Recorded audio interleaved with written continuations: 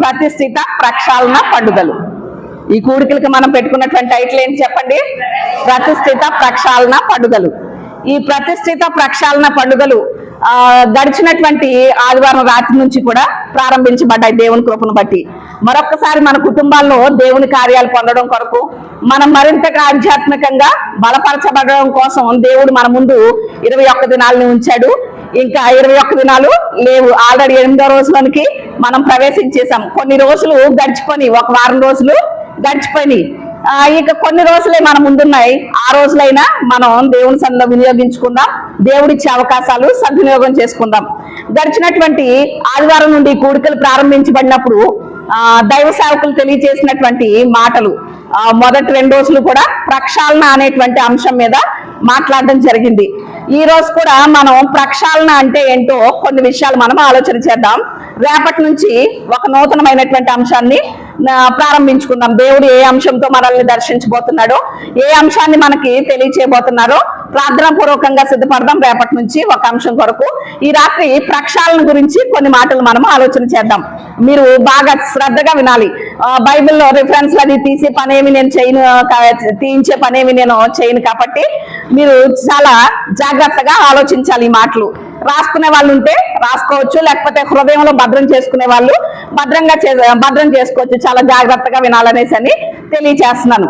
ప్రక్షాళన అనేటువంటి మాట బైబిల్ గ్రంథంలో 2 సార్లు రాయబడి ఉంది.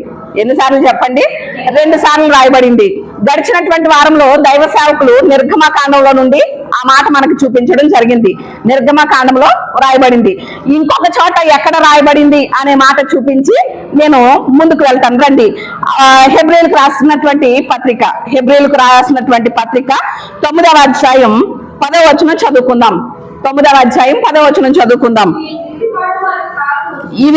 ఇవి దిద్దుబాటు చెరుకు కాలము వచ్చే వరకు విధింపబడి అన్నపానములతోనూ నానా విధములైన ప్రక్షాళనములతోనూ సంబంధించిన శరీరాచారములు మాత్రమై ఉన్నవి. ఇక్కడ ఈ హెబ్రీయులకు రాయబడినటువంటి పత్రికలో ప్రక్షాళన గురించి రాయబడినటువంటి మాట మనం చూస్తున్నాం. ఇక్కడ ఆల్రెడీ గడిచినటువంటి దినాల్లో దైవ సేవకులు తెలియజేశారు. ప్రక్షాళన అంటే ఏంటి చెప్పండి? అర్థం కడగబడుట, శుద్ధి చేసుకోవడం అనేసని ఇలా మనకి తెలియజేశారు. కొన్ని అర్థాలు తెలియజేశారు. వాటిని గురించినటువంటి వివరణ కూడా మనము ఆల్రెడీ వినడం జరిగింది.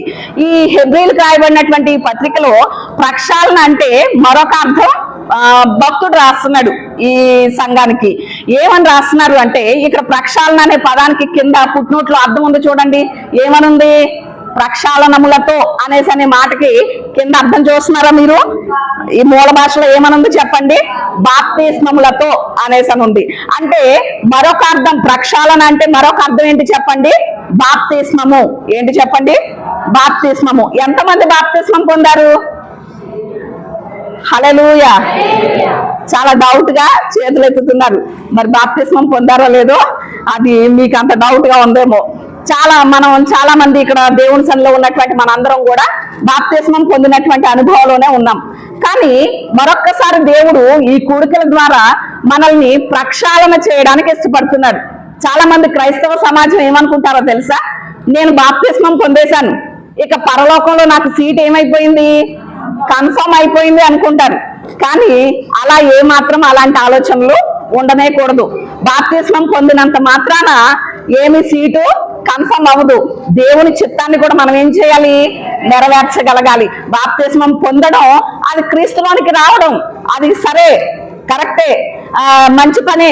కానీ బాప్తిస్మం పొందిన తరువాత కూడా మనం ఎలాగన జీవించాలి అనే విషయాల్ని మనం ఎంతైనా కూడా ఆలోచనతో, అవగాహనతో జీవించడం ఎంతైనా మంచిది. ఈరోజు ప్రక్షాళన అంటే బాప్తిస్మం. ఈ బాప్తిస్మం గురించి కొన్ని మాటలు నేను తెలియచేయాలని ఆశిస్తున్నాను. చాలా మంది క్రైస్తవులకి బాప్తిస్మం పొందడం వరకే బాప్తిస్మం అంటే తెలుసు, కానీ బాప్తిస్మం అంటే ఏంటో తెలియదు.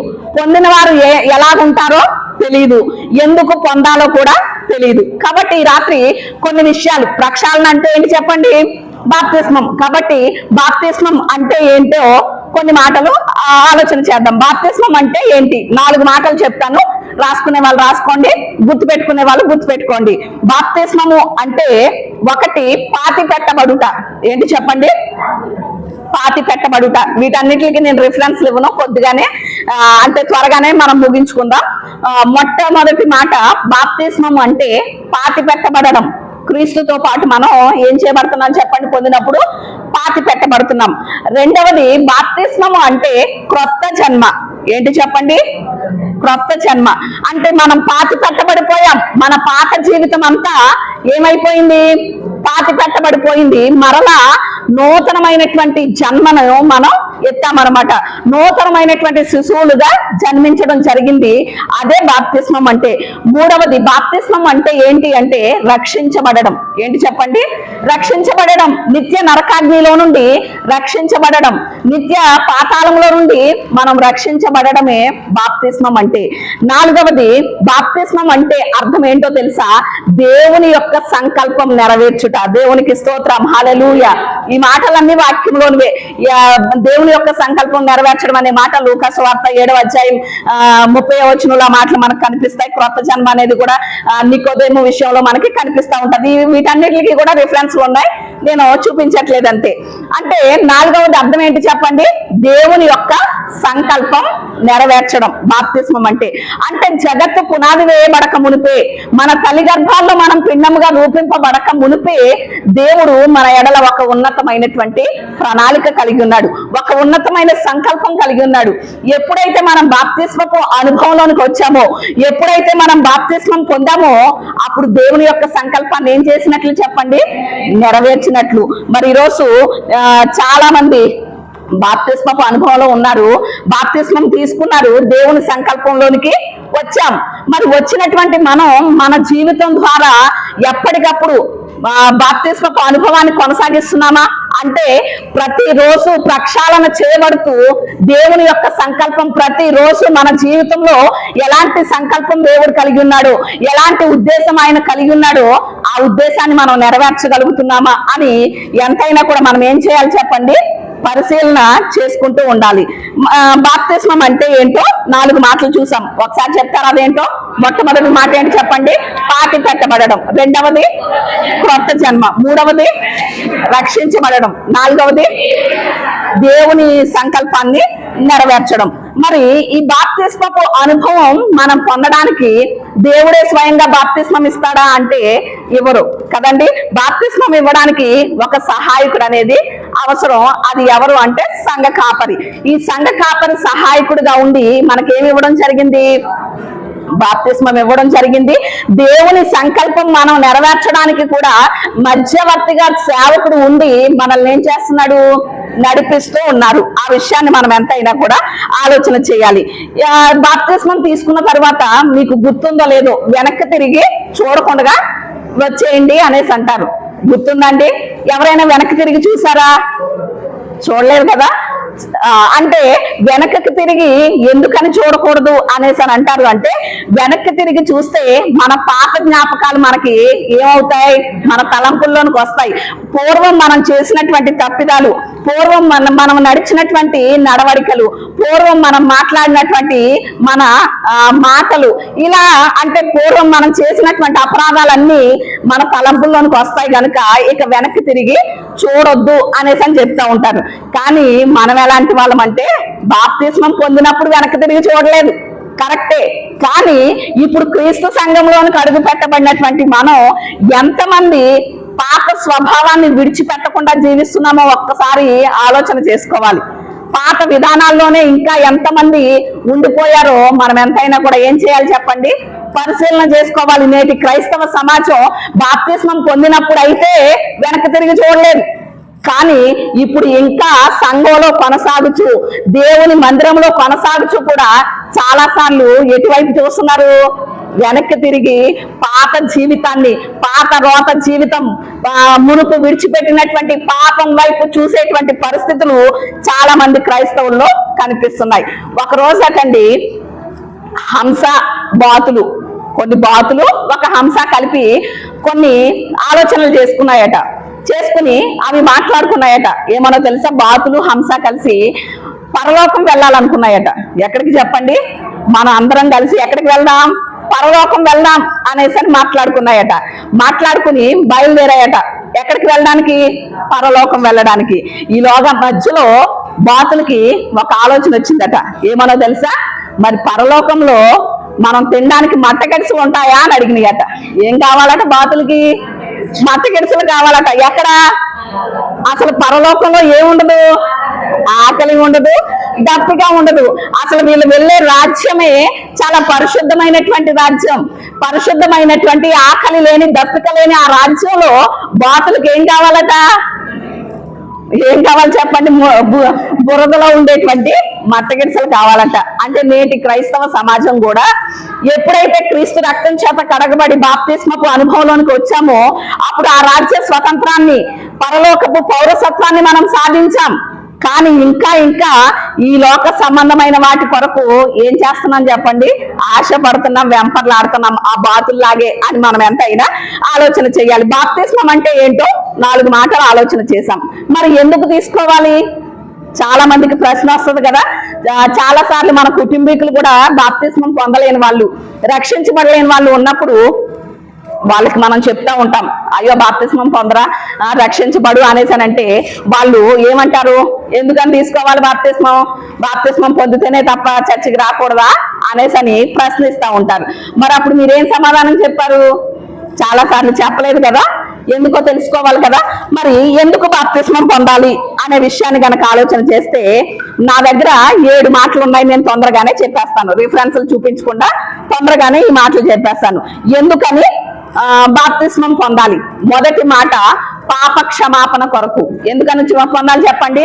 పాప క్షమాపణ కొరకు. మన పాపాలు క్షమించబడాలి అంటే మనం ఏం పొందాలి?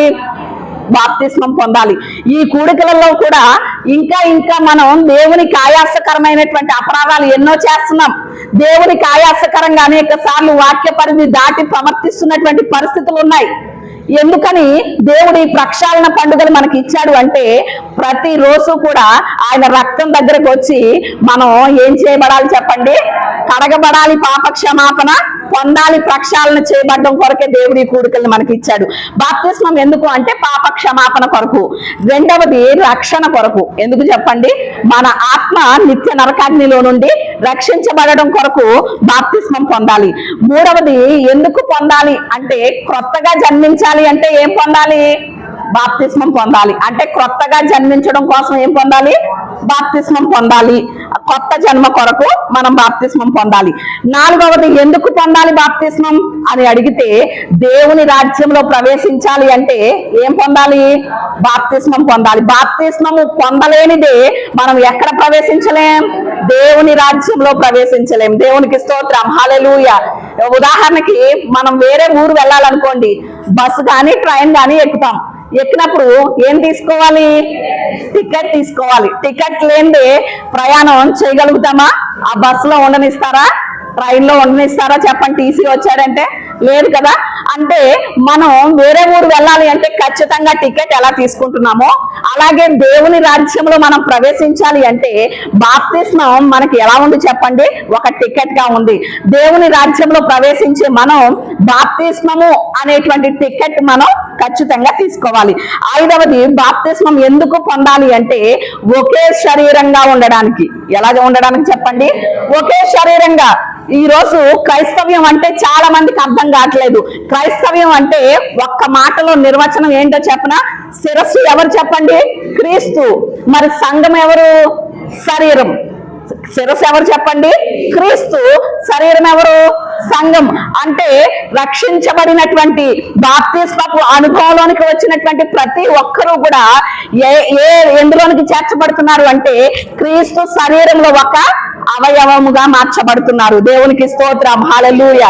ఇప్పుడు బాప్తిస్మపు అనుభవంలోనికి వచ్చినటువంటి రక్షించబడినటువంటి మనందరం క్రీస్తు శరీరంలో ఎవరని చెప్పండి? ఒక అవయవం. చాలా మంది ఏమనుకుంటారో తెలుసా? కొన్నిసార్లు సంఘాల్లో ఇలాంటి గలిబిలులు కనిపిస్తూ ఉంటాయి. ఏమన్నా తెలుసా? వారికి ప్రార్థన ఇచ్చారు, నాకు ఇవ్వలేదు. లేకపోతే వాళ్ళకి పాట ఇచ్చారు, నాకు ఇవ్వలేదు. వాళ్ళని చేయమన్నారు, నన్ను చేయమనలేదు. ఇలా ఉంటాయి కొన్ని భేదాలు. కానీ కుడి చేయి చేసే పని ఎడం చేయి చేస్తుందా? చేయదు. ఎడం చేయి చేసే పని కుడి చేయి చేస్తుందా? చేయదు.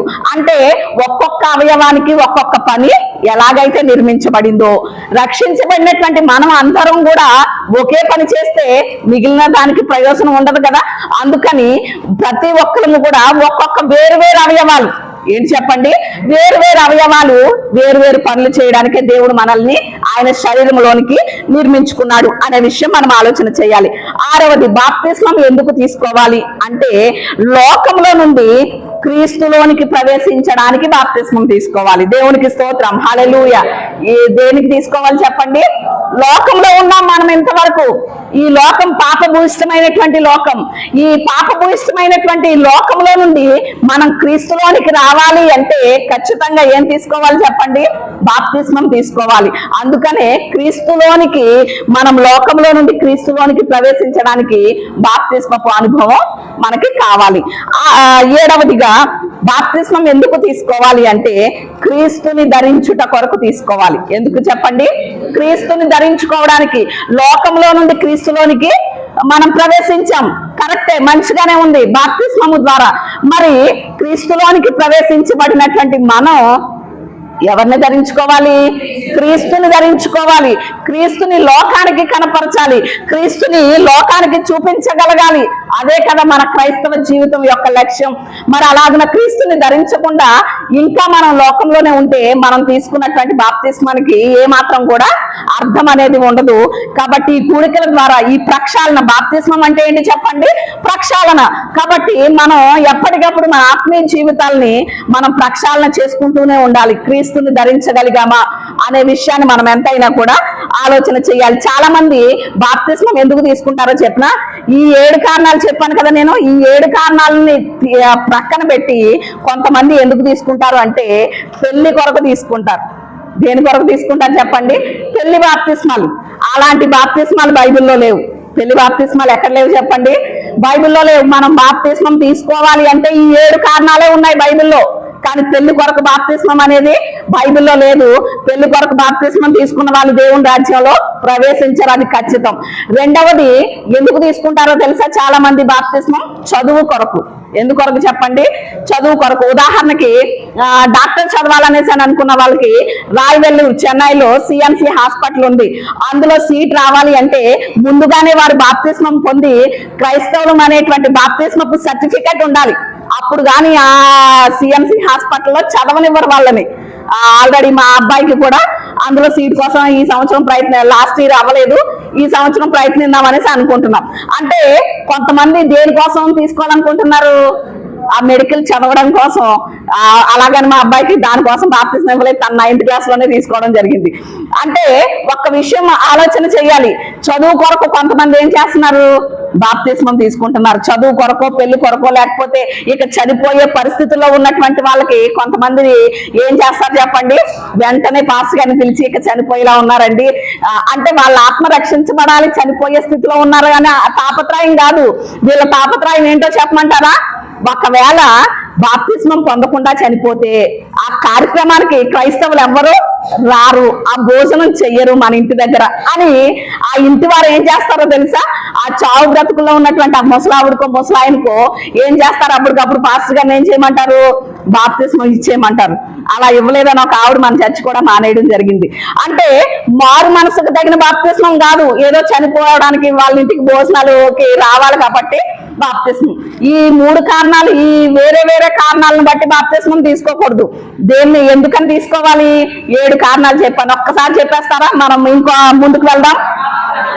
1 పాప క్షమాపణ కొరకు, 2వది రక్షణ కొరకు, 3వది క్రొత్తగా జన్మించడం కొరకు, 4 దేవుని రాజ్యంలో ప్రవేశించడానికి, 5 ఒకే శరీరంగా ఉండడానికి, 6 లోకంలో నుండి క్రీస్తులోనికి ప్రవేశించడానికి, 7 క్రీస్తుని ధరించడం కోసం మనం బాప్తిస్మం తీసుకోవాలి. మరి ఈ బాప్తిస్మం తీసుకున్నటువంటి మనలో ఏం జరుగుతుంది? బాప్తిస్మం తీసుకున్నటువంటి మనం, బాప్తిస్మం అంటే ఏంటో 4 మాటలు చూసాం, ఎందుకు తీసుకోవాలో 7 మాటలు చూసాం. తీసుకున్నటువంటి మనలో ఏం జరుగుతుందో ఒక్క 3 విషయాలు నేను మీకు గుర్తు చేస్తాను. బాప్తిస్మం తీసుకున్నటువంటి మనలో ఏం జరుగుతుంది, ఏం జరగాలి అంటే, మొట్టమొదటిగా ఏం జరగాలో తెలుసా? క్రీస్తు మరణంలో మనం పాలు పంపులు పొందాలి. ఏం పొందాలి చెప్పండి? క్రీస్తు మరణంలో పాలు పంపులు పొందాలి. అంటే పాపం విషయంలో మనం ఏమైపోవాలి? చనిపోవాలి, మరణించాలి. అందుకనే గలతీయులకు రాసిన పత్రికలో అనుకుంటా పౌలు రాస్తారు, ఏమనో తెలుసా? పాపం విషయమై మిమ్మల్ని మీరు ఎలా ఎంచుకోండి? మృతులుగా ఎంచుకోండి, చనిపోయిన వారిగా ఎంచుకోండి అనేసని పౌలు గారు రాస్తున్నారు. అంటే బాప్తిస్మం తీసుకున్నటువంటి మనలో జరగవలసినటువంటి 3 పనులు ఏం జరగాలి అంటే, క్రీస్తు మరణంలో మనం పాలు పంపులు పొందాలి. క్రీస్తు అయితే మన శ్రమల నిమిత్తం మరణించారు, కానీ మనం ఏ విషయంలో మరణించాలి? పాపం విషయంలో మరణించాలి. రెండవది ఏం జరగాలి అంటే, క్రీస్తుతో పాటు సమాధి చేయబడాలి. క్రీస్తు ఎలాగైతే మరణించి సమాధి చేయబడ్డారో అలాగే మనము కూడా క్రీస్తుతో పాటు ఏం చేయబడాలి? సమాధి చేయబడాలి. అయ్యో, ఆయన చనిపోయారు కాబట్టి సమాధి చేశారండి, చనిపోయిన వాళ్ళనే కదా సమాధి చేస్తారు, నేను ఎలా సమాధి చేయబడాలి అనుకుంటున్నారా? సమాధి చేయబడడం అంటే మన పాత రోత జీవితం అంతా ఎక్కడికి వెళ్ళిపోవాలి? సమాధిలోనికి వెళ్ళిపోవాలి. దేవునికి స్తోత్రం, హల్లెలూయా. మునుపు దేవునికి ఆయాసకరంగా ఏ విషయాలు అయితే జీవించామో, మునుపు దేవునికి ఇష్టం కాని పరిస్థితులు ఏవైతే ఉన్నాయో అవన్నీ కూడా మనం బాప్తిస్మపు అనుభవంలోనికి వచ్చిన తర్వాత మన పాత జీవితం, మన చూపులే కానివ్వండి, మాటే కానివ్వండి, మన వినికిడే కానివ్వండి, మన ఆలోచనలే కానివ్వండి, ఇవన్నీ ఏం చేయబడాలి? సమాధి చేయబడాలి. ఏం చేయబడాలి చెప్పండి? సమాధి చేయబడాలి మన పాపపు జీవితం అంతా కూడా. కానీ ఈరోజు చాలా మంది బాప్తిస్మం తీసేసుకున్నారు, కానీ పాత జీవితమే కొనసాగింపు జరుగుతూ ఉంటుంది, సమాధి చేయబడలేదు. మరి అలాంటి వారి యొక్క బాప్తిస్మపు అనుభవాన్ని ఎంతైనా కూడా వాళ్ళు ఏం చేయాలి? పరిశీలన చేసుకోవాలి. అది సరి అయినటువంటి బాప్తిస్మపు అనుభవమేనా అనేటువంటి అవగాహన వారెంతైనా కూడా కలిగి జీవించాలి అనేది మనం ఎంతైనా ఆలోచన చేయాలి. మూడవది, బాప్తిస్మం పొందిన వారిలో జరగవలసినటువంటి మూడవది ఏమిటి అంటే, క్రీస్తు పునరుద్ధానంలో మనం ఏం చేయాలి? పాలు పంపులు పొందాలి. మూడవదిగా ఏంటి చెప్పండి? క్రీస్తు యొక్క పునరుద్ధానంలో పాలు పంపులు పొందాలి. అంటే యేసయ్య ఎలాగైతే మరణించి సమాధి చేయబడి 3వ దినాన మృత్యుంజయుడిగా తిరిగి లేచాడో, అలాగే మనము కూడా ఆయన పునరుద్ధానంలో ఏం పంపులు పొందాలి చెప్పండి? పాలు పంపులు పొందాలి. ఆయన పునరుద్ధానంలో పాలు పంపులు పొందడం అంటే, ఎప్పుడైతే మన పాత జీవితం అంతా కూడా సమాధి చేయబడిందో అప్పుడు మనం ఒక నూతనమైనటువంటి వ్యక్తిగా మారిపోవాలి. దేవునికి స్తోత్రం, హల్లెలూయా. నూతనంగా జన్మించినటువంటి శిశువుల వలె క్రీస్తులో జన్మించినటువంటి మన జీవితం మారిపోవాలి. లోకం ఇది వరకు మనం ఎలా జీవించామో చూసారు, ఇప్పుడు మన జీవితాన్ని కూడా ఏం చేస్తున్నారు? అబ్జర్వ్ చేస్తున్నారు, గమనిస్తున్నారు. వాళ్ళు చెప్పుకోవాలి, అయ్యో ఈ బిడ్డ దేవుని సన్నిధికి వెళ్ళక ముందు జీవితం వేరు, వెళ్ళిన తర్వాత జీవితం వేరు అని మన గురించి వారు మాట్లాడుకోవాలి. అంటే నూతనమైనటువంటి జీవిత అనుభవంలోనికి మనం వచ్చేయాలి. మరి ఈరోజు మనం పరిశీలన చేస్తే క్రైస్తవ సమాజం గురించి ఈ సాక్ష్యం ఇవ్వగలుగుతుందా లోకం? మునుపు జీవించిన జీవితం వీళ్ళలో లేదండి, మునుపు ఉన్నటువంటి పాపపు స్థితి లేదు, మునుపు ఉన్నటువంటి మాట విధానం లేదు, మునుపు ఉన్నటువంటి ఆ నడవడిక లేదు అనేటువంటి సాక్ష్యం లోకం ఇవ్వగలుగుతుందా మన గురించి? ఎంతైనా ఆలోచన చేయాలి. బాప్తిస్మము పొందినటువంటి ప్రతి ఒక్కరిలో కూడా ఈ 3 అనుభవాలు ఉండాలి. ఏంటి చెప్పండి? మొట్టమొదటిది, క్రీస్తు మరణంలో పాలు పంపులు, అంటే పాపం విషయంలో మనం మరణించాలి. రెండవది ఏంటి చెప్పండి? క్రీస్తు సమాధిలో మనం పాలు పంపులు పొందాలి, అంటే మన పాత జీవితం అంతా సమాధి చేయబడాలి. మూడవది, క్రీస్తు పునరుద్ధానంలో పాలు పంపులు పొందాలి, అంటే నూతనమైనటువంటి వ్యక్తిగా మనం జీవితం ఆరంభించాలి. చాలా సార్లు కొంతమంది బైబిల్ని కూడా వక్రీకరిస్తూ ఉంటారు. మార్కు సువార్త 7:21లో మనుష్య హృదయంలో ఉన్నటువంటి 13 దుర్గుణాలు అక్కడ మనకి కనిపిస్తూ ఉంటాయి. అందులో మొట్టమొదటిగా మనకు కనిపించేది ఏంటో తెలుసా? దురాలోచనలు అనేటువంటి మాట కనిపిస్తూ ఉంటది. అంటే ఈ 13 దుర్గుణాలు మనుషుల యొక్క హృదయంలో నుండి వస్తున్నాయి. ఇవి ఉండకూడదు రక్షించబడిన వ్యక్తి జీవితంలోని యేసయ్య ఆ మాటలు చెప్పడం జరిగింది. ఒక ఆవిడ అంటది, నాలో దురాలోచనలు లేవు కానండి, దూరాలోచనలు ఉన్నాయండి అంటారు. ఏం ఆలోచనలు చెప్పండి? అంటే రెండింటికి చాలా వ్యత్యాసం ఉంది. దురాలోచన అంటే చెడ్డ ఆలోచన, దూరాలోచన ఉందట. ఏంటి? భవిష్యత్తుని గురించినటువంటి ఆలోచన. అది కూడా మనకు అక్కర్లేదు, ఎందుకంటే మన ప్రభు అయినటువంటి యేసయ్య మనకు ఉన్నారు కనుక. దేవునికి స్తోత్రం, హల్లెలూయా. రక్షణ పొందిన తర్వాత బాప్తిస్మపు అనుభవంలోనికి వచ్చినటువంటి వారిలో ఈ 3 కూడా జరగాలి. మరి ఎవరు బాప్తిస్మం పొందాలి? ఎవరు బాప్తిస్మం పొందాలి? ఈరోజు బాప్తిస్మం గురించి చాలా క్లారిటీ వచ్చేస్తుంది అనుకుంటున్నాను. మీకు చాలా విషయాలు ఉండాలి. ఎవరు పొందాలి? చాలా మంది ఏమంటారో తెలుసా? ఎవరైనా అనారోగ్య పరిస్థితిలో ఉన్నారనుకోండి, వాళ్ళ దగ్గరికి వెళ్ళి స్వార్థ చెప్పాలి కదా అనేసని, రండమ్మా దేవుని సన్నిధికి, దేవుడు స్వస్థపరుస్తాడు అనేసని చెప్పకుండా ఏమంటారో తెలుసా? కొంతమంది బాప్తిస్మం తీసేసుకో, ఏమి ఇచ్చేస్తాడు యేసయ్య, స్వస్థత ఇచ్చేస్తాడు అని చెప్తా ఉంటారు కొంతమంది. అవునా కాదా చెప్పండి? ఎవరి కుటుంబంలో అయినా చాలా ఇబ్బందులుగా ఉన్నారనుకోండి, చాలా పోరాటాల్లో ఉన్నారనుకోండి, చాలా ఆర్థిక సమస్యల్లో నలిగిపోతున్నారనుకోండి, అప్పుడు వెళ్ళి ఏం చెప్తారో తెలుసా? ఈ క్రైస్తవులు ఈ బాధలన్నీ పోవాలంటే ఏం చేయాలి? ముందు బాప్తిసం తీసేసుకో అని చెప్తా ఉంటారు. అంటే బాధల్లో ఉంటే బాప్తిసం తీసేసుకోవాలా? అనారోగ్యంతో ఉంటే బాప్తిసం తీసేసుకోవాలా? చనిపోయే పరిస్థితుల్లో ఉంటే బాప్తిస్మం తీసేసుకోవాలా? కాదు. ఎవరు తీసుకోవాలి, ఎవరికి బాప్తిస్మం అనే విషయాన్ని కూడా ఒక 3 మాటలు నేను చెప్తాను. రిఫరెన్స్ లేకుండానే చెప్పేస్తాను, చూడండి. ఎవరు పొందాలి బాప్తిస్మం అంటే, 1, వాక్యం విని వాక్యం ప్రకారంగా వారు జీవించాలి అనే ఆశ కలిగిన వారు పొందాలి. దేవునికి స్తోత్రం, హల్లెలూయా. ఎవరు పొందాలి చెప్పండి? వాక్యం వినాలి. ఫస్ట్ విన్నటువంటి వాక్యం మన హృదయంలో ఏం జరిగించాలి? క్రియ జరిగించాలి, దేవుని కార్యం జరిగించాలి. వాక్యం వినకుండా బాప్తిస్మం అంటే తెలియకుండా తీసేసుకుంటే, ఈ రోజు చాలా మంది బాప్తిస్మం అంటే పొందేశారు కానీ వాళ్ళకేం తెలియదు, వాక్యం తెలియదు. బాప్తిస్మం పొందిన తర్వాత ఎలా జీవించాలో తెలియదు, ఎలా దేవుని సన్నిధిలో సాగాలో తెలియదు. కాబట్టి బాప్తిస్మం ఎప్పుడు తీసుకోవాలో తెలుసా? ఎవరు తీసుకోవాలో తెలుసా? వాక్యం వినాలి, వాక్యం ప్రకారంగా వారి జీవితాలను కట్టుకోవడానికి సిద్ధపడిన వారే బాప్తిస్మం తీసుకోవాలి. 2వది ఎవరు తీసుకోవాలో తెలుసా? మారు మనస్సు పొందిన వారు తీసుకోవాలి. ఎవరు తీసుకోవాలి చెప్పండి? మారు మనస్సు. ఈ విషయానికి వస్తే క్రైస్తవ సమాజంలో బాప్తిస్మం పొందినటువంటి వారిలో సగానికి సగం మందికి ఏం లేదని చెప్పాలి? మారు మనసు లేదనే చెప్పాలి. అంటే మారు మనసుకు తగినటువంటి బాప్తిస్మం పొందలేదు. ఏదో దేవుని సన్నిధికి వస్తున్నాం కదా, బాప్తిస్మం పొందాలి కదా, లేకపోతే పరలోకం వెళ్ళం కదా అన్నట్లుగా బాప్తిస్మం పొందేశారు తప్ప మారు మనస్సు అంటే ఎప్పుడైతే మనం వాక్యం వింటామో, ఆ వాక్యం మనలో క్రియ జరిగిస్తుందో, పరిశుద్ధాత్ముడు మన పాపముల గురించి, తీర్పును గురించి మనల్ని ఒప్పింప చేసినప్పుడు మనకేం కలుగుతుందో తెలుసా? మారు మనస్సు కలుగుతుంది. అప్పుడు ఆ మారు మనస్సుకు తగినటువంటి బాప్తిస్మం గనక మనం పొందితే, మునుపు ఏవైతే మనం విడిచిపెట్టామో వాటి వైపు తిరిగి మరలా మనం చూడలేం. మునుపు ఎలాంటి జీవితం జీవించామో ఆ జీవితం వైపు చూడలేం. ఎప్పుడో తెలుసా? మారు మనసుకు తగిన బాప్తిస్మం పొందినప్పుడు. కానీ ఈరోజు క్రైస్తవుల్లో సగానికి సగం మంది మారు మనసుకు తగిన బాప్తిస్మం పొందట్లేదు. కాబట్టి తిరిగి ఎక్కడికి వెళ్ళిపోతున్నారు? లోకంలోకి వెళ్ళిపోతున్నారు. వారి క్రియలు మామూలే, వారి పనులు మామూలే, వారి విధానం అంతా మామూలే. అంటే వారు ఏ బాప్తిస్మం పొందలేదు చెప్పండి? మారు మనసుకు తగినటువంటి బాప్తిస్మం పొందలేదు. 3వది ఎవరు బాప్తిస్మం పొందుకోవాలి అనేసనంటే, ఎవరైతే యేసయ్యని ప్రభువుగా ఒప్పుకుంటారో వారు మాత్రమే బాప్తిస్మం పొందాలి. ఏంటి చెప్పండి? యేసుని ప్రభు అని ఒప్పుకోవాలి. ఏం చేయాలి చెప్పండి? యేసయ్యని ప్రభు అని ఒప్పుకోవాలి. అంటే యేసు అనే మాటకి రక్షకుడు అని అర్థం. ఆ రక్షకుడిని ప్రభువుగా ఒప్పుకోవాలి. ప్రభువుగా అంటే పరిపాలించేవాడు, ఏలేవాడు. అంటే ఆ రక్షకుడైనటువంటి యేసయ్య నా హృదయంలో ఉండి నా జీవితాన్ని ఏం చేయాలి? ఏలుబడి చేయాలి. నా హృదయంలో నిత్యం ఉండి నన్ను పరిపాలన చేయాలి అని ఎవరైతే ఒప్పుకుంటారో వారే ఎందులోనికి రావాలి?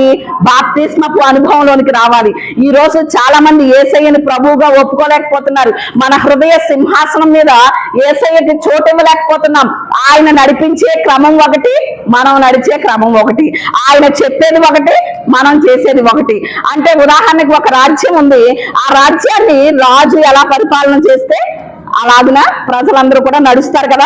మరి యేసయ్యని మన ప్రభువుగా మన హృదయంలో ప్రతిష్ఠించుకుంటే మనము కూడా ఆయన చెప్పినట్లుగా ఏం చేయాలి?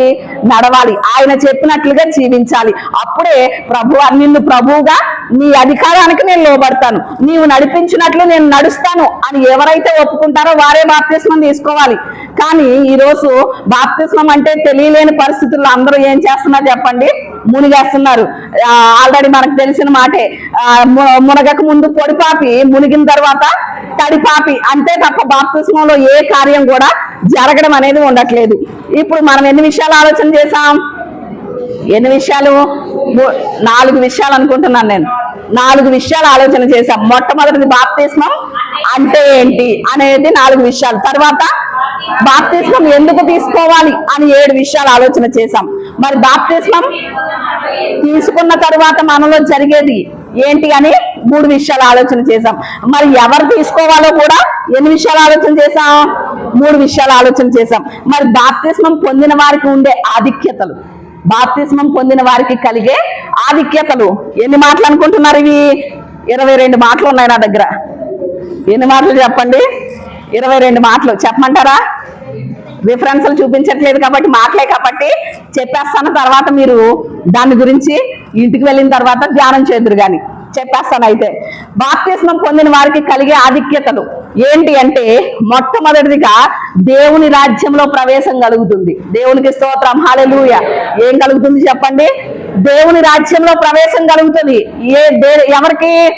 బాప్తిస్మం పొందిన వారికి. చాలా మంది అయ్యో తొందరపడి బాప్తిస్మం తీసేసుకున్నానేమో అనుకుంటా ఉంటారు. కానీ ఏ మాత్రం అలా అనుకోక్కర్లేదు. బాప్తిస్మం పొందిన వారికి దేవుడి ఆధిక్యత ఏంటో తెలుసా? దేవుని రాజ్యంలో ప్రవేశాన్ని ఇస్తాడు. రెండవది పరిశుద్ధాత్మ చేత నింపబడడం. దేని చేత చెప్పండి? పరిశుద్ధాత్మ చేత నింపబడతారు. ఎవరైతే బాప్తిస్మం పొందుతారో వారే పరిశుద్ధాత్మ చేత నింపబడతారు.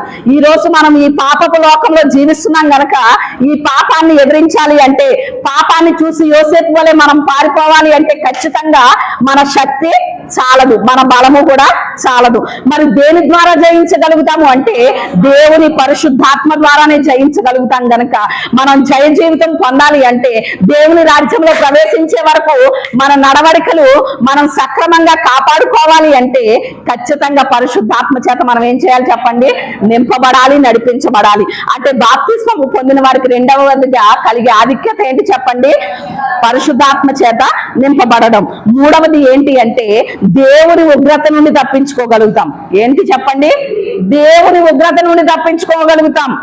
అలనాడు చూడండి, నోవాహు దినాల్లో జలప్రలయం ద్వారా దేవుడు ఏం చేశాడు? మొత్తం సమూలాన్ని కూడా ఏం చేశాడు చెప్పండి? నాశనం చేశాడు. అప్పుడు కూడా సువార్త ప్రకటించబడింది. సువార్త ప్రకటించబడినా కూడా ఇప్పుడు ఎలాగైతే సువార్త ప్రకటించబడుతుందో అలాగే కూడా అప్పుడు కూడా సువార్త ప్రకటించబడింది.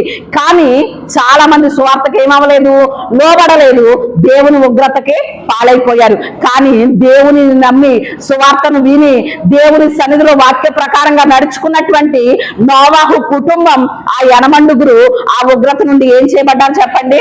తప్పించబడ్డారు. దేవునికి స్తోత్రం. అదే వాడే ఆ నోవాహు కుటుంబానికి బాప్తిస్మపు అనుభవం, రక్షణ అనుభవం. దేవునికి స్తోత్రం, హల్లెలూయా. అంటే ఈ రోజు మనము కూడా దేవుని ఉగ్రత రాబోతుంది. ఆయన రెండవసారి రాబోతున్నాడు. గర్జించు కొదమ సింహం వలె ఆయన వస్తున్నాడు. కాబట్టి ఆయన ఉగ్రత మనం తప్పించబడతాం. ఎప్పుడు అంటే బాప్తిస్మము పొందిన వారికి కలిగే ఆధిక్యత. మూడవది ఏంటి అంటే దేవుని ఉగ్రత చేత తప్పించబడడం. నాలుగవది ఏంటి అంటే నీతిమంతులుగా తీర్చబడతాం. బాప్తిస్మం పొందడం ద్వారా మనకు కలిగే ఆధిక్యత ఏంటి చెప్పండి? నీతిమంతులుగా తీర్చబడతాం.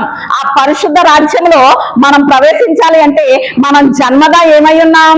పాపులమై ఉన్నాం. జన్మకర్మ పాపాలు మన మీద ఏలుబడి చేస్తున్నాయి. మన పితరులు చేసినటువంటి దోషాలు శాపాలుగా మనల్ని వెంటాడుతున్నాయి. వీటన్నిటి ద్వారా దేవుని రాజ్యంలో మనం ప్రవేశించలేం. మరి మనం నీతిమంతులుగా పరిశుద్ధులంగా చేయబడితేనే కదా దేవుని రాజ్యంలో ప్రవేశించగలుగుతాం. అలా చేయబడాలి అంటే బాప్తిస్మపు అనుభవం కావాలి. బాప్తిస్మం పొందిన వారికి కలిగేటువంటి 4వ ఆధిక్యత ఏంటి అంటే నీతిమంతులుగా చేయబడతాం మనం. 5వది పవిత్రులుగా తీర్పు తీర్చబడతాం. ఎలా తీర్పు తీర్చబడతాం చెప్పండి? పవిత్రులుగా తీర్పు తీర్చబడతాం. దేవుని రాకల్లో ఏం జరుగుతుంది అంటే, ఇప్పుడు మన యేసయ్య ఎక్కడ కూర్చున్నాడో తెలుసా?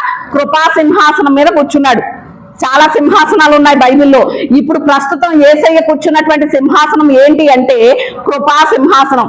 అందుకనే మనం ఎన్ని వేషాలు వేసినా ఆయన ఏం చూపిస్తున్నాడు? కృప చూపిస్తున్నాడు. కానీ తరువాత ఎక్కడికి రాబోతున్నాడో తెలుసా? ధవల సింహాసనం మీదకి రాబోతాడు. ఎక్కడికి వస్తాడు చెప్పండి? కృపా సింహాసనం మీద నుంచి. ఉదాహరణకు నేను సోఫాలో కూర్చున్నాను, సోఫాలో నుంచి ఎక్కడికి వచ్చాను? కిందకు వచ్చాను. అలా కదా, అలాగన ఆయన కృపా సింహాసనం మీద నుండి ఎక్కడికి వస్తాడు? ధవల సింహాసనం దగ్గరకు వస్తాడు. ధవల సింహాసనం మీదకి వచ్చి ఏం చేస్తాడు తెలుసా? తీర్పు తీరుస్తాడు. ఏం చేస్తాడు?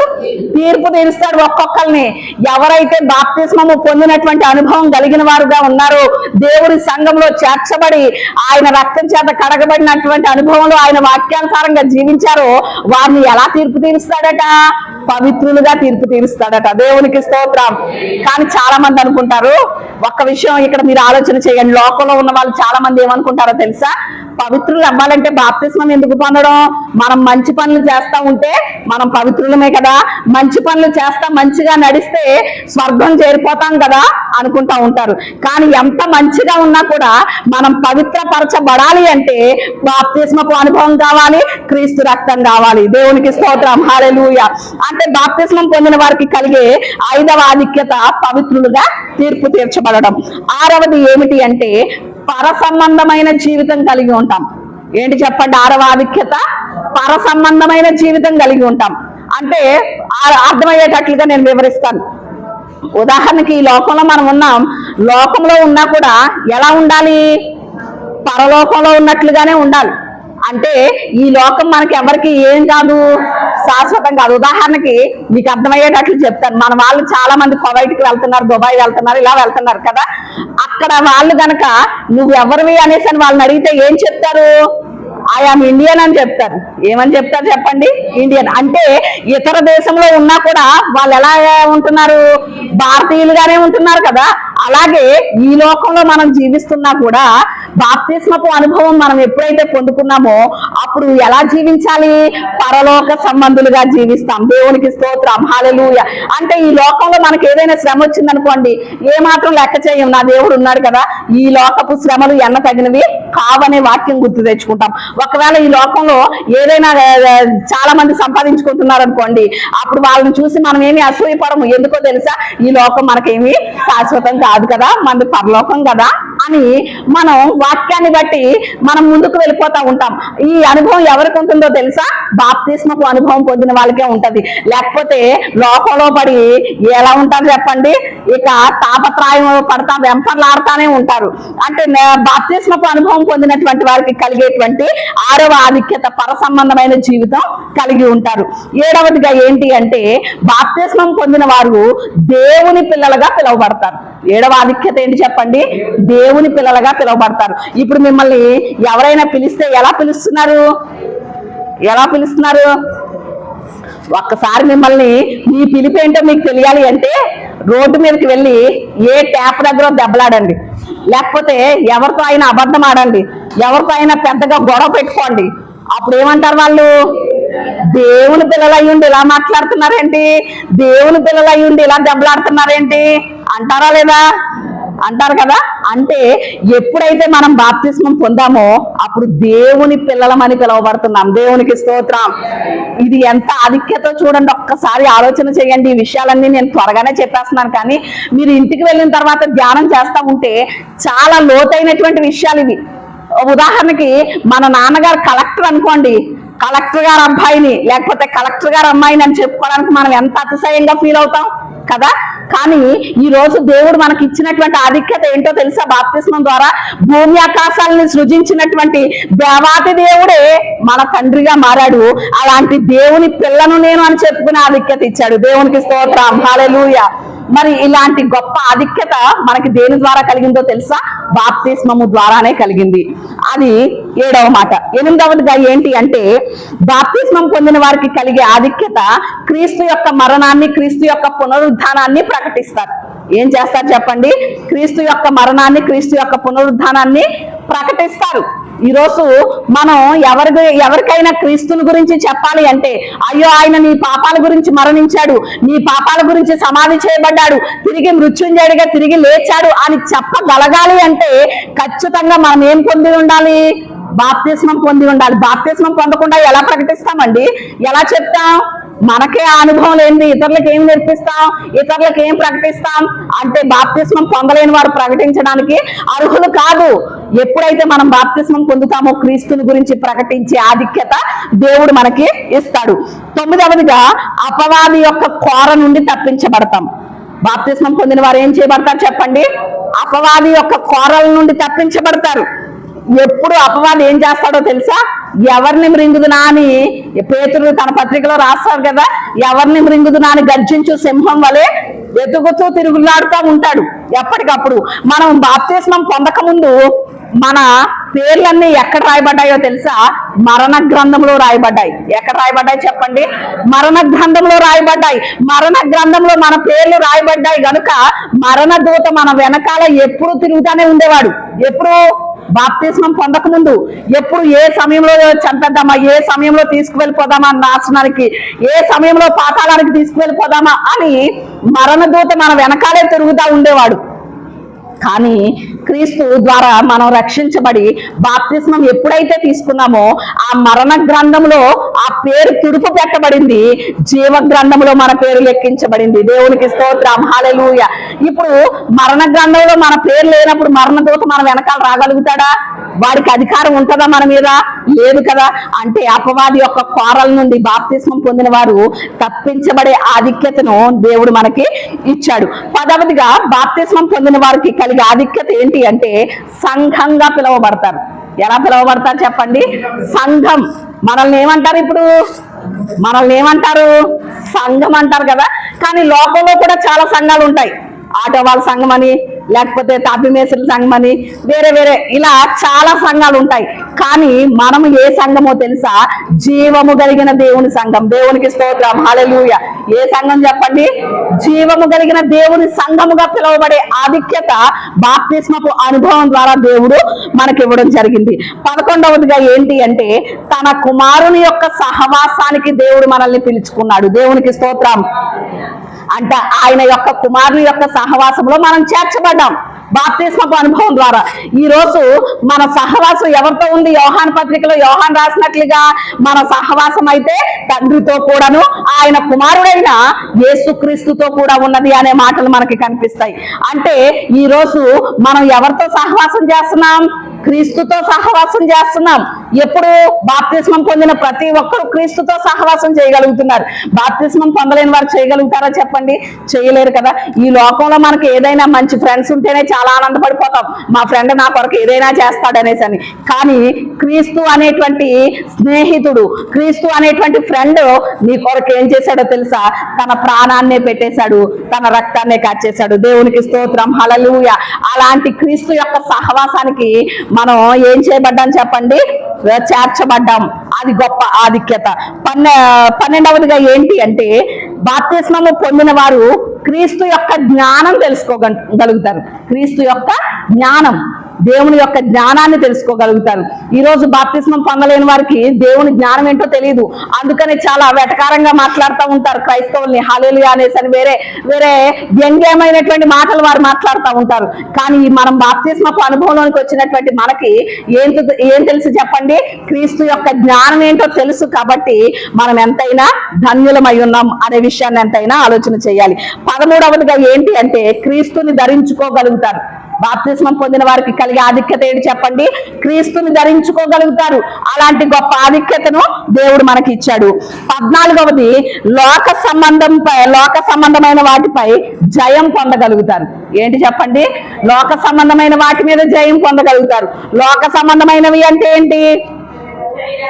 శరీరాశ, నేత్రాశ, జీవపుడంబం ఇవి తండ్రి వలన పుట్టినవి కావు. కాబట్టి వాటిని మనం ఏం చేయగలుగుతాం? జయించగలుగుతాం. ఎప్పుడు అంటే బాప్తిస్మం పొందిన వారే జయించగలుగుతారు. బాప్తిస్మపు అనుభవం లేనటువంటి వారు వాటిని జయించలేరు. ఇది ఒక ఆధిక్యత. అలాగనే 15వదిగా ఏంటి అంటే తండ్రిని కుమారుణ్ణి కూడా మనం ఎరగగలుగుతాం. ఏం చేయగలుగుతాం చెప్పండి?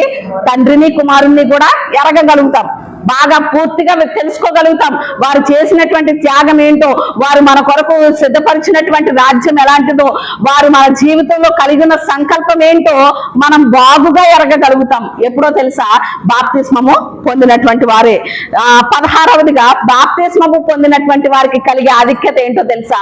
ప్రభు బలలో పాల్గొంటారు. ఎక్కడ పాల్గొంటారు చెప్పండి? ప్రభు బలలో. చాలా మంది పిల్లలు చూడండి, ప్రభు బలలో మనం ప్రభాల తీసుకునేటప్పుడు వాళ్ళకి ఆ రొట్టె కావాలంటా ఉంటారు. అంటారా లేదా మీ పిల్లలు?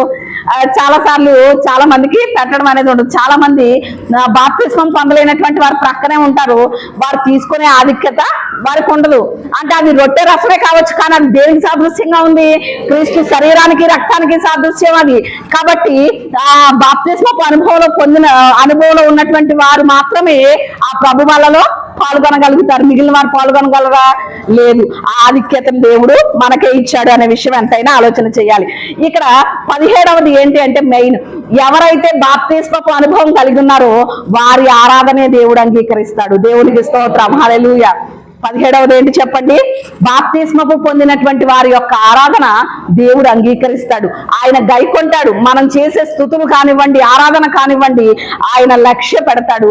అట్టి గొప్ప ఆధిక్యతను బాప్తిస్మం పొందిన వారికి దేవుడు ఇస్తాడు. 18వది ఏంటి అంటే బాప్తిస్మపు అనుభవం కలిగిన వారే నూతన స్వభావం కలిగి ఉంటారు. ఎలాంటి స్వభావం చెప్పండి? నూతన స్వభావం కలిగి ఉండే ఆధిక్యతను కూడా దేవుడు మనకి ఇస్తున్నాడు. 19 ఏంటి అనేసి అంటే సాతాను అధికారం నుండి దేవుని వైపు త్రిప్పబడతాం. దేని నుండి చెప్పండి? అంతవరకు బాప్తిస్మం పొందలేనంతసేపు సాతాను యొక్క అధికారంలో ఉన్నాం, సాతాను యొక్క కాడి క్రింద ఉన్నాం. ఎప్పుడైతే బాప్తిస్మం పొందామో ఇప్పుడు మనం ఎటువైపు తిరుగుతున్నాం? దేవుని వైపుకు త్రిప్పబడుతున్నాం, సాతాను యొక్క అధికారంలో నుండి. ఈ ఆధిక్యతను దేవుడు మనకి ఇస్తున్నాడు. 20వది ఏమిటి అనేసనంటే మరణ భయం అనే దాస్యం నుండి విడుదల పొందుతున్నాం. దేవునికి స్తోత్రం. బాప్తిస్మపు అనుభవం ద్వారా ఏం పొందుతున్నాం చెప్పండి? మరణ భయం అనేటువంటి దాస్యత్వంలో నుండి మనకి ఏమొచ్చింది అంటే విడుదల కలిగింది. 21, 22 చూస్తే ధనాపేక్ష, శరీర క్రియలు, ఈ రెండింటిని కూడా బాప్తిస్మం పొందిన వారు విసర్జించగలుగుతారు. ఏంటి చెప్పండి? ధనాపేక్ష, శరీరేచ్ఛలు, శరీర క్రియలు, వీటిని ఏం చేయగలుగుతారు? విసర్జించగలుగుతారు. ఇంకా వీటిని విసర్జించట్లేదు. ధనాపేక్ష, శరీర క్రియలు క్రైస్తవ్యంలో ఉన్నాయి అంటే వారు పొందిన బాప్తిస్మం ఎలాంటిది కాదు? సరైనది కాదు అనే విషయాన్ని ఎంతైనా ఆలోచన చేయాలి. ఇక చివరి మాట 23వ మాట ఏంటి అంటే బాప్తిస్మం పొందిన వారికి కలిగే ఆధిక్యత ఏమిటి అనేసనంటే క్రీస్తుతో మరణించి తిరిగి లేపబడే ఆధిక్యత. దేవునికి స్తోత్రం, హల్లెలూయా. క్రీస్తులో మనం మరణించి మరలా ఏం చేయబడతాం చెప్పండి? తిరిగి లేపబడతాం అనే శుభప్రదమైనటువంటి నిరీక్షణ కలిగి ఉండే ఆధిక్యతను దేవుడు మనకి ఇచ్చాడు. ఇవన్నీ ఎవరికి? ఇక్కడే ఉన్నారా? ఇవన్నీ ఎవరికి చెప్పండి? బాప్తిస్మం పొందిన వారికి. అంటే బాప్తిస్మం పొందలేని వారికి ఈ అనుభవాలు ఏమి, ఈ ఆధిక్యతలు ఏమి లేవు. మరి ఈరోజు మనం ఎంతవరకు మన బాప్తిస్మం కరెక్ట్ గా ఉంది అనే విషయాన్ని ఈ ప్రక్షాళన కూడికల ద్వారా మనం ఎంతైనా ఆలోచన చేయాలి. ఇప్పటికి ఎన్ని వచ్చినాయి? 5 అంశాలు వచ్చినాయి కదా, 5 మాటలు వచ్చినాయి. బాప్తిస్మం అంటే ఏంటో చూసాం. 2వది ఏంటి చెప్పండి? ఎందుకు తీసుకోవాలి అని చూసాం. బాప్తిస్మం పొందిన తర్వాత కలిగే అనుభవాలు ఏంటో చూసాం. 4వది ఏంటి చెప్పండి? ఎవరు పొందాలి బాప్తిస్మం అని చూసాం. బాప్తిస్మం పొందిన వారికి కలిగే ఆధిక్యతలు ఏంటో చూసాం. 5. 6వ మాట కూడా కొన్ని బాప్తిస్మాలు చూపించి నా మాటలు ముగిస్తాను. 6వదిగా కొన్ని బాప్తిస్మాలు, బైబిల్లో ఉన్నటువంటి కొన్ని బాప్తిస్మాలు మనం ఆలోచన చేసి మాటలు ముగించుకుందాం. మొట్టమొదటిది బాప్తిస్మం ఏంటి అంటే మన పితరులు పొందిన బాప్తిస్మం. చాలా మందికి డౌట్ వస్తుంది క్రైస్తవ్యంలో. ఏంటో తెలుసా? క్రీస్తు ఎప్పుడైతే 2000 సంవత్సరాల క్రితం వచ్చాడు కదా ఈ లోకానికి, క్రీస్తు వచ్చిన తర్వాతే కదా బాప్తిస్మం ఉంది, క్రీస్తు రక్తం చేత కడగబడ్డం ఉంది. అంటే ఈ 2000 సంవత్సరాల తర్వాత 2000 ముందు నుంచి పుట్టిన వాళ్ళకి బాప్తిస్మం లేదా? వాళ్ళు రక్షించబడరా? వాళ్ళు పరలోకం వెళ్ళరా అని ఏం కలుగుతూ ఉంటాయి? డౌట్స్ కలుగుతూ ఉంటాయి. కలిగినాయా? మీకు ఎప్పుడైనా కలిగినాయా? కలిగినాయి కానీ అడగలేదన్నమాట. ఆ డౌట్ అలాగే పెట్టుకున్నారు. మన పితరులు మరి ఎలా చేర్చబడతారు పరలోకంలో? వాళ్ళకి బాప్తిస్మపు అనుభవం లేదు కదా అని గనక మనం ఆలోచన చేస్తే ఒక్కసారి మనం ఈ రిఫరెన్స్ ఆలోచన చేయాలి. మీరు నోట్ చేసుకుని ఇంటికి వెళ్ళిన తర్వాత చదువుకోండి. అపోస్తలుడు అయినటువంటి పౌలు కొరింథీయులకు రాసినటువంటి మొదటి పత్రిక 10వ అధ్యాయం 2వ వచనంలో చూస్తే అక్కడ ఒక మాట రాయబడింది. ఏంటో తెలుసా? మన పితరులు సముద్రంలోను మేఘంలోను బాప్తిస్మం పొందారు అనే మాట రాయబడింది. దేవునికి స్తోత్రం. అంటే మన పితరులు ఎక్కడ పొందారు బాప్తిస్మం? మనమైతే నీళ్ళలో ముంచబడుతున్నాం కదా. మరి మన పితరులు ఎక్కడ పొందారు అంటే వాళ్ళని మేఘం ఎలా నడిపిస్తే అలా నడిచారు. నిర్గమకాండంలో ఈ మాటలన్నీ మనకు కనిపిస్తాయి. వారిని మేఘం ఆవరించింది. ఆ మేఘం ఎప్పుడైతే ఎత్తబడుతుందో అప్పుడు వీరి ప్రయాణం కొనసాగేది. మేఘం ఆగిపోయిన చోట వీళ్ళు ఏమయ్యేవారు? గుడారాలు వేసేసుకునేవారు మోషే నడిపించినప్పుడు. అంటే మేఘం కింద వాళ్ళు ఏం పొందారు? బాప్తిస్మం పొందారు. అలాగే ఎర్ర సముద్రంలో నుండి వచ్చేటప్పుడు కూడా వారు సముద్రంలో ఏం పొందారు చెప్పండి? బాప్తిస్మం పొందారు. అది సముద్రంలో వారి యొక్క రాక బాప్తిస్మానికి సాదృశ్యం అని ఇక్కడ పౌలు గారు చెప్తున్నారు. దేవునికి స్తోత్రం. అంటే మన పితరులు ఎక్కడ పొందారు? మేఘంలోను సముద్రంలోను బాప్తిస్మం పొందారు. మరి రెండవ బాప్తిస్మం ఏంటి అనేసి గనక ఆలోచన చేస్తే మనం ఎక్కడ పొందాలి బాప్తిస్మం అనేసి అంటే గనక అపోస్తలుల కార్యముల గ్రంథం 13వ అధ్యాయం 24వ వచనంలో చూస్తే మనం ఎలా పొందాము అంటే, ఎలా పొందారు మీరు? నేలలో బాప్తిస్మం పొందారు. దేవునికి స్తోత్రం. హల్లెలూయా. రెండవది ఏ బాప్తిస్మం అంటే నేల బాప్తిస్మం. రెండవది ఏంటి చెప్పండి? నేల బాప్తిస్మం. ఎప్పుడైతే దేవుడు మనల్ని దర్శించాడో, నా పాపాల నిమిత్తం నా యేసయ్య చనిపోయాడు అనేటువంటి ఒప్పుకోలు మనకు వచ్చిందో అప్పుడు సేవకుల ద్వారా మనం ఎలా పొందాం బాప్తిస్మం? నేలలో పొందాం. అంటే రెండవది ఏంటి చెప్పండి? నేల బాప్తిస్మం. నేలలో బాప్తిస్మం. అదే మాట అపోస్తలుల కార్యాలు 2వ అధ్యాయం 38లో కూడా వాళ్ళు పొడవబడినప్పుడు బాప్తిస్మానికి పిలుపునివ్వడం పేతురు మనకి చూస్తూ ఉంటాం. రెండవది నీళ్ళలో బాప్తిస్మం. మూడవది ఏమిటి అనేసి అంటే ఆత్మ బాప్తిస్మం. ఏంటి చెప్పండి? ఆత్మ బాప్తిస్మం అంటే పరిశుద్ధాత్మ బాప్తిస్మం. ఈ మాటలు మనకి అపోస్తలుల కార్యాలు 1వ అధ్యాయం 5వ వచనంలో స్వయంగా యేసయ్య చెప్పారు. ఏమనో తెలుసా? ఆల్రెడీ ముందుగా మీకు ప్రకటించబడింది కదా యోహాను ద్వారా, నేనైతే నీళ్ళలో ఇస్తున్నాను, నా వెనక వచ్చేవాడు పరిశుద్ధాత్మలో మీకు బాప్తిస్మం ఇస్తాడని రాయబడింది కదా. అలా ఆత్మ గురించి మీరు కనిపెట్టండి, మీకు ఆత్మ బాప్తిస్మం కలుగుతుందని యేసయ్య ఆ గలిలయలో ఉన్నటువంటి మనుషులందరికీ ఆయన ఆరోహణం అయ్యేటప్పుడు చెప్పే మాటలు మనకు అపోస్తలుల కార్యాల్లో కనిపిస్తూ ఉంటాయి. అంటే మూడవది ఏంటి అంటే ఆత్మ బాప్తిస్మం. నీళ్ళలో బాప్తిస్మం పొందిన ప్రతి ఒక్కరూ ఏ బాప్తిస్మం పొందాలి? ఆత్మలో బాప్తిస్మం పొందాలి. మరి ఈ ప్రక్షాళన కూడికల్లో ఎంతమంది మనం ఆత్మ ద్వారా బాప్తిస్మం పొందామనే ఆలోచన కలిగి ఉండాలి. నీళ్ళ ద్వారా అయితే అందరం పొందేశాం నీళ్ళలో బాప్తిస్మం. మరి పరిశుద్ధాత్మలో బాప్తిస్మం ఎంతమంది పొందాం?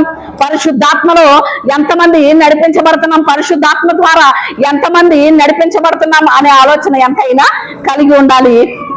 ఈ మాటలు మనకి మత్తయి సువార్త 3:11లో కూడా యోహాను చెప్పినటువంటి మాటలు మనకి కనిపిస్తాయి. ఏమంటాడో తెలుసా? నేనైతే నీళ్ళలో ఇస్తున్నాను, నా వెనక వచ్చేవాడు ఎక్కడిస్తాడు? ఆత్మలో బాప్తిస్మం ఇస్తాడు అనే మాటలు యోహాను చెప్పిన మాటలు మనకి మత్తయిలో కనిపిస్తూ ఉంటాయి. మరి 4వ బాప్తిస్మం ఏంటి అంటే అగ్ని బాప్తిస్మం. ఏంటి చెప్పండి? అగ్ని బాప్తిస్మం. 4వ బాప్తిస్మం ఏంటి? అగ్ని బాప్తిస్మం. ఈ అగ్ని బాప్తిస్మం ఎవరికో తెలుసా? ఎవరైతే రక్షించబడరో, ఎవరైతే క్రీస్తుని అంగీకరించరో, ఎవరైతే క్రీస్తు పాదాల దగ్గరికి రారో, ఎవరైతే క్రీస్తు రక్షకుడిగా కలిగి ఉండరో వారికి ఏ బాప్తిస్మం చెప్పండి? అగ్ని బాప్తిస్మం. అందుకని ఆ మాటలు ఒక్కసారి ఆ మాట ఒక్కటే చదువుకుని మనం మాటలు ముగించుకుందాం. మత్తయి సువార్త 3వ అధ్యాయం 11వ వచనం చదవండి ఒక్కసారి.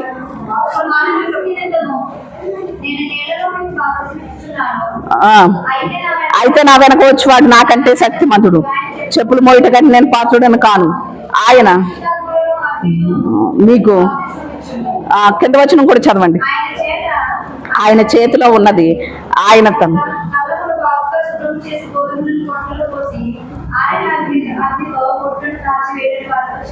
ఇక్కడ ఈ మాట మీరు ఎంతైనా గమనించాలి. ఇక్కడ 2 విషయాలు చెప్పాడు యోహాను. ఏంటో తెలుసా? నా వెనక వచ్చేటువంటి వాడు నాకంటే శక్తివంతుడు. ఆయన మీకు ఎలా ఇస్తాడు? ఆత్మలో బాప్తిస్మం ఇస్తాడు, అగ్నిలో బాప్తిస్మం ఇస్తాడని చెప్పాడు. చెప్పి దాని కింద క్లారిటీ ఇచ్చాడు. ఇంకొక వచనం ఏమన్నాడు అనేసానంటే, ఆయన చేట ఆయన చేతిలో ఏముందట, యేసయ్య చేతిలో ఏముందట. చేట ఎప్పుడు ఉపయోగిస్తారు? ధాన్యాన్ని తూర్పారబట్టించేటప్పుడు చేటను ఉపయోగిస్తారు. ఆ తూర్పు గాలి ఎలా వేస్తుందో అలాగే చేట ఇలా చెరిగేటప్పుడు గింజలన్నీ ఎక్కడ పడతాయి? ఆ యజమానుడి యొక్క పాదాల దగ్గర పడతాయి. పొట్టంతా ఏమైపోద్ది? గాలికి ఎగిరిపోతా ఉంటది. ఇప్పుడు యేసయ్య చేటలో కూడా ఆయన రాకడ సమయంలో జరిగేటువంటి విషయం ఏంటి అంటే, చేటను పట్టుకుంటారట.